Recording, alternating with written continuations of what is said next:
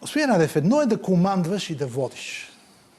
Съвсем друго е да водиш диалог. Нали? Едно е да си сам в небето, където всички работят за теб, а друго е да застанеш, да правиш компромиси, да водиш спорове, да отстъпваш, да разговаряш с хората. Вие това второто можете ли го?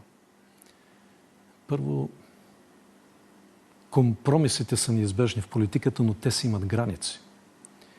И аз мисля, че тези граници бяха прекрачени и то доста от днешната политическа класа и затова много хора и обърнаха гръб. Политиката е визия, а компромисите са част от инструментите, но не винаги. Най-важното сега е мощна електорална подкрепа, участие на милиони българи в изборния процес и подкрепа, така че да се налага да правим по-малко компромиси. Що се отнася до екипите, в своята кариера аз съм правил много екипи. Постигал съм много победи с тях. Мога да ви кажа, че в военно-въздушните сили ние с екипите, с които съм предвождал, успяхме да трансформираме дълбоко нашите военно-въздушни сили от закостеняла методика на обучение в един съвременен, прогресивен модел на подготовка в високорискова среда.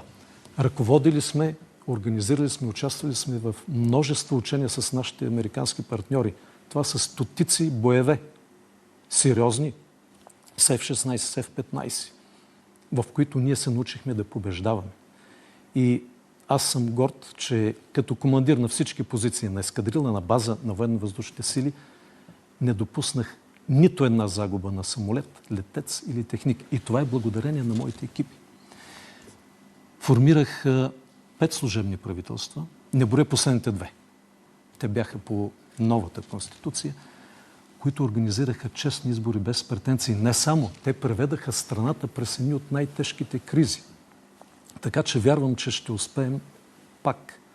И още веднъж казвам, че всеки, който иска България да се развива като свободна, демократична, модерна европейска държава, аз съм готов да работим. Разбира се, при ясни условия.